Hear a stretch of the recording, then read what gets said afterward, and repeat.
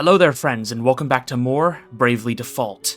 Last time, we powered ourselves up and awakened the wind and water crystals, though unfortunately it seems like Agnes's Vestal Garb's power is beginning to wane.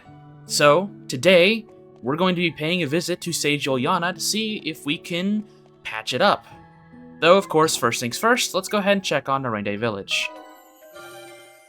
So, we got the Hill Parts Shop to level 9, getting us the special move parts Dark Resistance Up, and Resistance Down. Some gifts from the trader. And now the special move, the Hill Parts Shop is at level 9. So the last thing we can get from it would be the special move parts Cure Doom, Doom Resistance Up, and Death Resistance Up. That's pretty useful, I'd say. So we have a lot of level 9s and 10s now. So we can either get the bonus items from certain level 10s, or we can finish up the level 9s. Let's go ahead and do the latter. I think I'm going to go ahead and level up the compound shop to level 10 to get ourselves the ability to buy Dragon Fangs.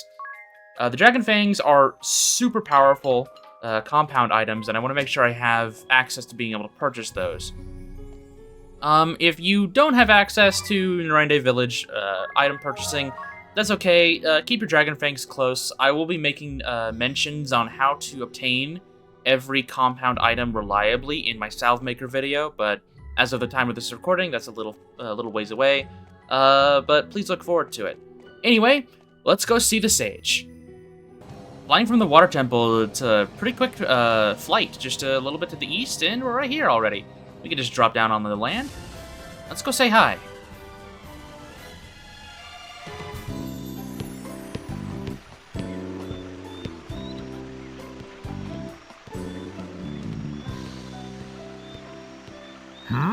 I thought I heard something. This place draws few visitors, I fear. And who might you be?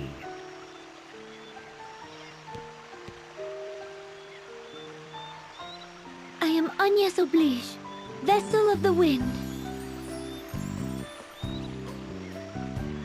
Ho, little Agnes, is it? My, how you have grown, child. You were scarce more than a little sprout when your predecessor brought you here. Now look at you, a fine woman you've become. Why the long face? If there is anything this feeble old man can do for you, name it.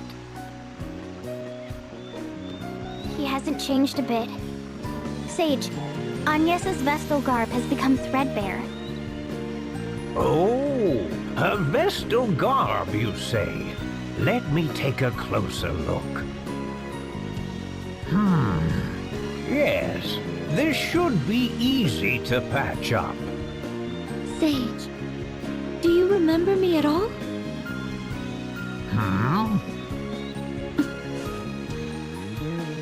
Yes, I remember you well. This is the third time, after all. But perhaps you might call it the first. Still, I remember you all too well. The third time? What do you... Of course. Let me put it this way.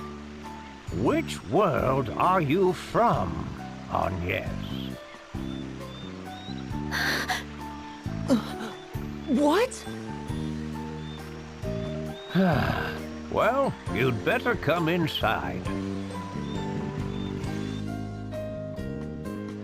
Now then, I was about to pour some tea for us, but I fear this may not be the time for sitting quietly with a hot brew. Sage. Are you aware I was a founder of the organization that became the Duchy of Eternia? Yes. Then you know of Lord De Rosso? We do. And are you familiar with the circumstances that led Lord De Rosso and me to build that organization? No. No? I see.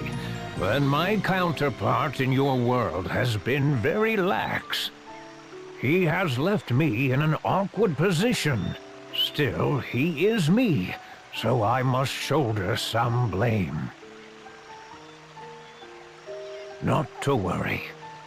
Well then, Agnes. Yes. You must decide who is your most trustworthy ally. Then travel to the nearby cave with them. You will find it to the southwest of here. Once inside, I will tell you all I know. I will also give you your Vestal Garb there. You should understand your situation better once we are done. I shall go on ahead. I would advise you to heed my words. You must bring only one ally with you. Your other companion should wait outside the cave. I shall see you soon.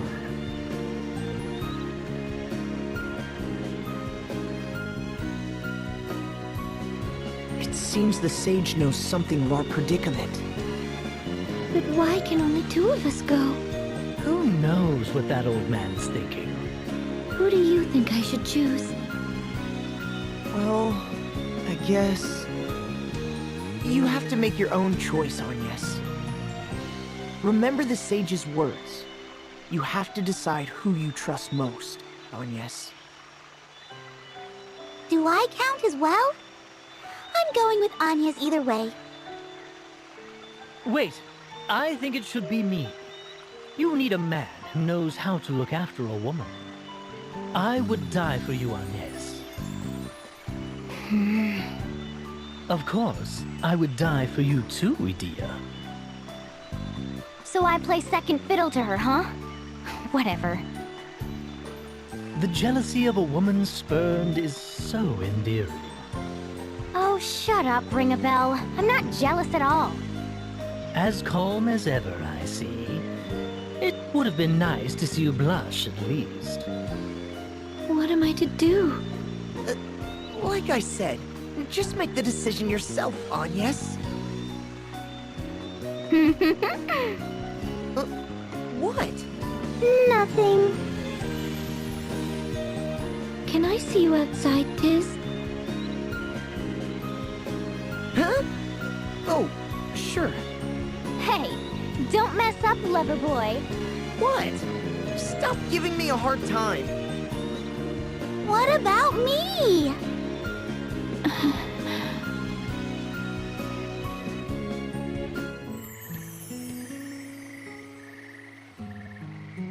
So,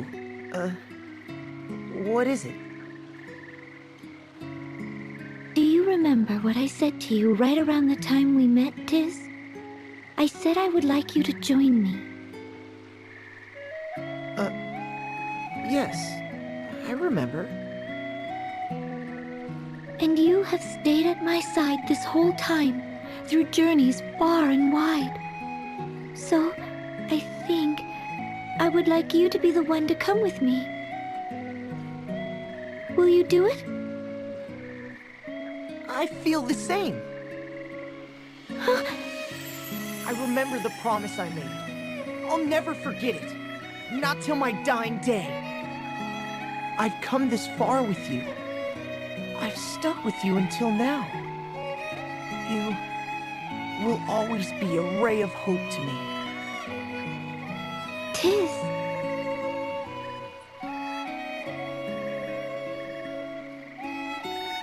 So, I guess what I'm trying to say is... I'd be honored to go with you.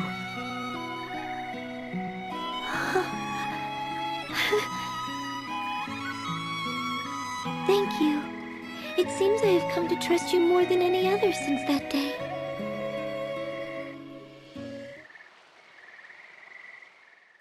Well, okay, we've got some interesting qualifications before we can go and see Yuliana. Agnes and Tiz are an interesting duo, a pair, you might say. I have my own opinions about them and their relationship. and I'm sure we'll have enough time to talk about it. But right now, we're hurt. We should probably rest before we go and see the sage.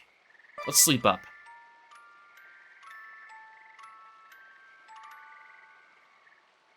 Here at Yuliana's Needleworks, there are some new items for you. Here, with the Talking Fox, you can buy the Yggdrasil Staff, which will raise the user's mind by 7, and can trigger the Asuna effect when used as an item, and will deal 25% more damage when attacking multiple enemies. Do I want to buy one of these? Yeah, I guess I will. Just to... If I really want someone like Agnes or something to utilize their mind stat more often, I can just equip it on her. In terms of anything else, I don't think there's anything new here other than the Yggdrasil Staff. Let's look at the trader. No new items. And then magics. You still can only buy level 1 magic here. And then the adventurer is nothing new. Ooh, hello there. You're cute. It's like a little dog or something. Let's go ahead and save up. And I guess we'll be on our way. Let's head out. So, Yuliana wants us to go and visit the cave where we encountered that dragon for the rainbow thread. It's been a while since we've been here too, and it'll be nice to kind of see it again. It was a pretty interesting dungeon. So, let's go ahead and enter inside. 'Tis a shame, Agnes, but Tiz has a kind heart, and I know he will take good care of you. That I guarantee. Tiz, I am counting on you to escort Agnes with the utmost care. I don't think he needs any advice from you, Ring-a-Bell. It's not fair! I thought I was your perfect partner, Agnes! And now you're leaving me behind? How could you? After all we've been through? I am sorry, Aerie. I hope you can understand. Stop acting like a brat and give them a proper seeing off, Aerie. Go on, get going already. We'll be back soon. Take your time.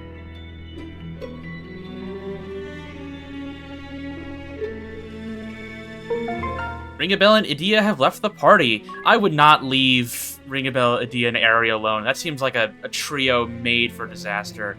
Anyway, yeah, it is just Tiz and Agnes for this dungeon. If you were to turn on encounter rates, you would be fighting the enemies in here, which are powered up, with just these two. I won't recommend doing that, as fighting these guys with 4 party members was already a little bit much, and fighting them with 2, I wouldn't recommend it. Though if you want to try, go ahead.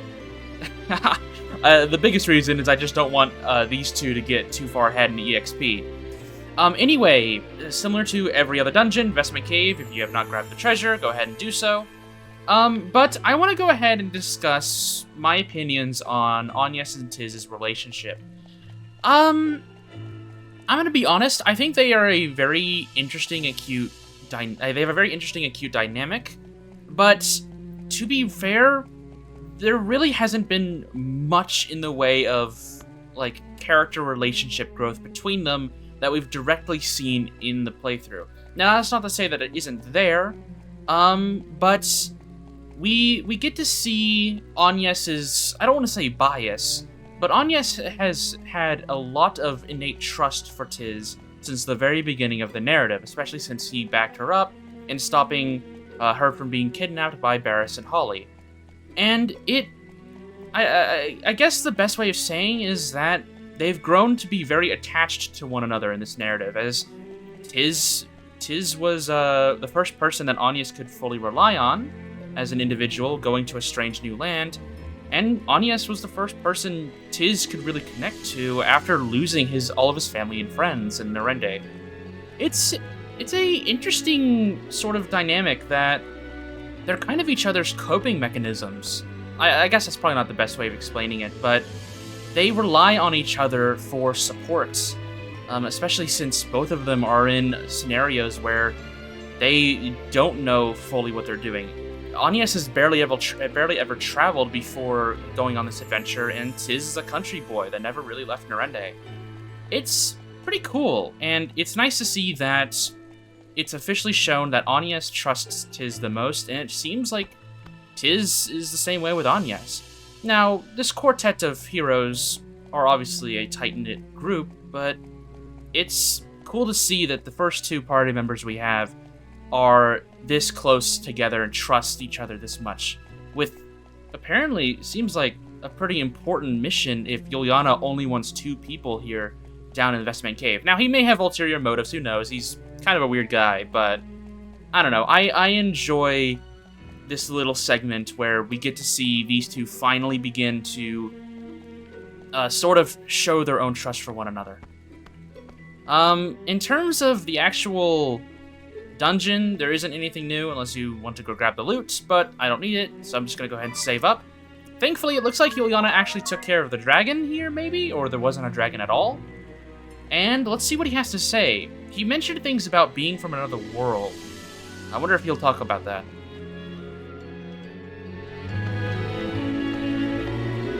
There you are. Ah, so this is the one you have chosen. I envy him. You make a fine pair. Were I 1,880 years younger, I would gladly have taken your hand in his stead, Agnes. 1,880? Yeah. Beside that, please tell what you know. Yes, that is why we have come to you, Sage. Do you understand what I meant when I said it was the first time we had met?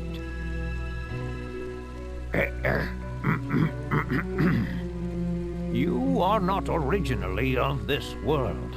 That is why we meet for the first time. Yes. Sage, earlier you said this may be the 3rd time we have come in contact. What did you mean by that? Your only memory of me is when you were brought here by the previous Vestal, correct, Agnes? That's right. I came with the Mother Vestal and Olivia when I was but a young girl.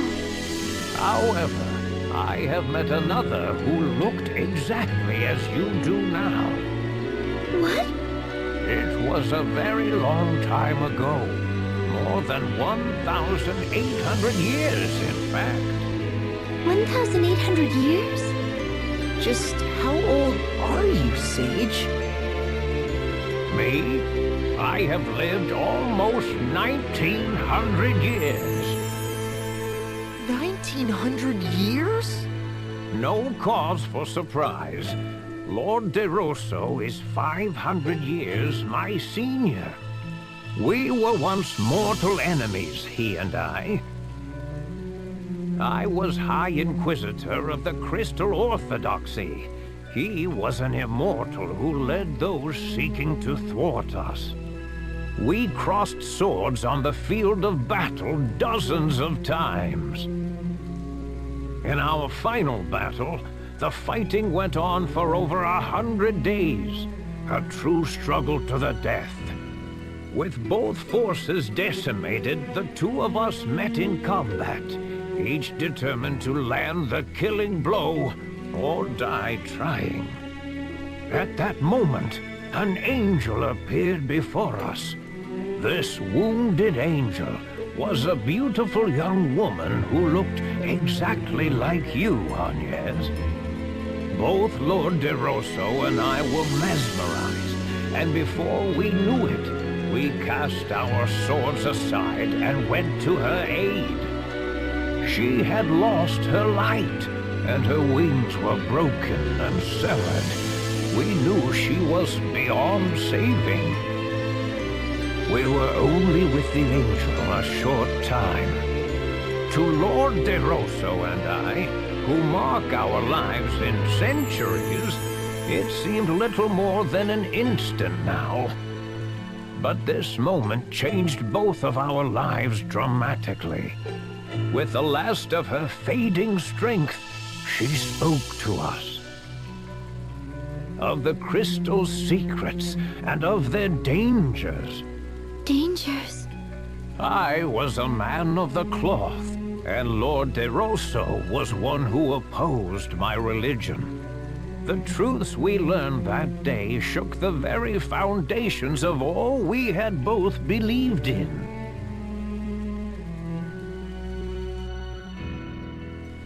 What did the angel tell you?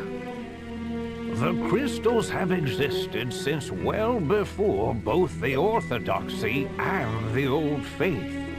The Vestals do not draw the favor of the crystals by right. This title was merely given by those of the faith to ones who had this gift. Originally, it was thought that mankind should not come in contact with the crystals. Attitudes towards the crystals only changed among the people after the teachings of crystalism spread. What do you mean that we should not come in contact with them? Unleashing the power of the crystals without due care can destroy the borders, opening the door to the harrowing. There have been warnings about this since before recorded history. The angel confirmed there was truth to these warnings. What is this harrowing? I have spent the last 1,800 years trying to find out, but as yet I am still in the dark.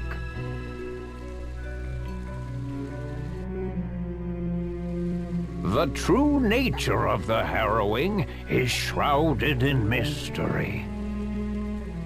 Is the great chasm that opened in Kaldisla not the harrowing? The Great Chasm is merely an omen of it. It was one of the events the angel spoke of. I cannot say if the harrowing results from the Great Chasm opening up, drawing in darkness, then spewing it forth, or it may point to the tainting of the seas, the wind stopping, the volcanoes erupting. In a previous world, we awakened the four crystals and calmed the fury of nature. Then we summoned the holy pillar to close the great chasm. You may have acted in the belief that what you did would help. However? The path you have taken to this point aligns perfectly with the path to the harrowing prophesied by the angel. The path to the harrowing? Do you plan to awaken the crystals again? If so, you would do well to heed what I have said. Always question how the actions you take will affect the world around you. We will. Thank you for hearing me out. It is a remarkable resemblance, Agnes, you and the angel. Speaking with you has brought the memories of 1,800 years ago back as vividly as if they were yesterday. Sage. At this rate, I shall be compelled to clasp you to my breast and plant a kiss upon your lips. I shall now set forth on a journey. You have filled me with the passion of youth for the first time in many years. Why do you look upon me with such a piteous gaze? I may have lived 1,900 years, but I am not ready to lay down and die yet. You two youngsters should go back to your friends. Here, I have repaired your Vestal garb.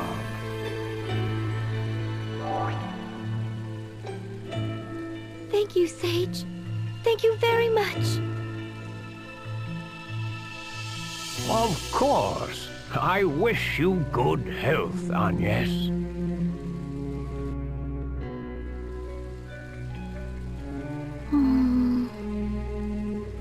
What do you think of the Sage's story, Tiz? To be honest, I'm even more confused than before.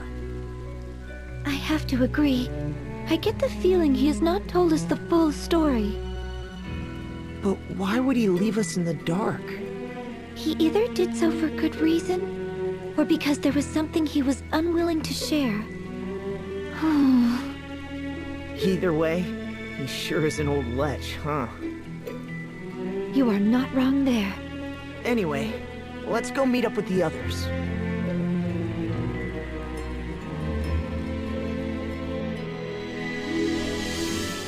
I agree, Tiz. Let's go ahead, before we try to think about this a little too hard, let's go ahead and just meet up with our buddies and share the information we have. Off we go. Hopefully, Ringabel, Idia, and Harry have not burned down the forest trying to kill each other or something. There they are! Sorry for the wait. That old fart hasn't filled your head with strange thoughts, has he, Agnes? No need to worry, Aerie. Agnes had Tiz to look after her after all. Yeah, well... You two are quite the pair. I envy you. That's what the sage said. Did he now? I am not surprised. He and I did have a few things in common, to be sure. That's enough out of you, Ringabel. The party has regrouped.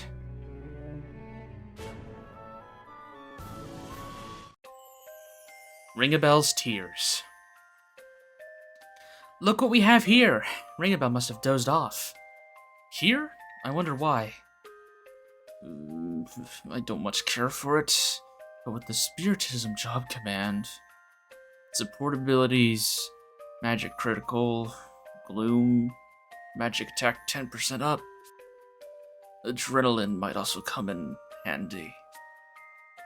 Brave 3 times, then Fairy's Aid followed by Black Bane 3 times. Brave once, then Rage followed by Minus Strike. I better practice some more. Self-Restore would definitely be a good move. Council of 6, combined strength. Nothing to fear. Wouldn't you agree, What a bunch of gibberish. Wake up already, Ringabel. You'll catch cold sleeping there.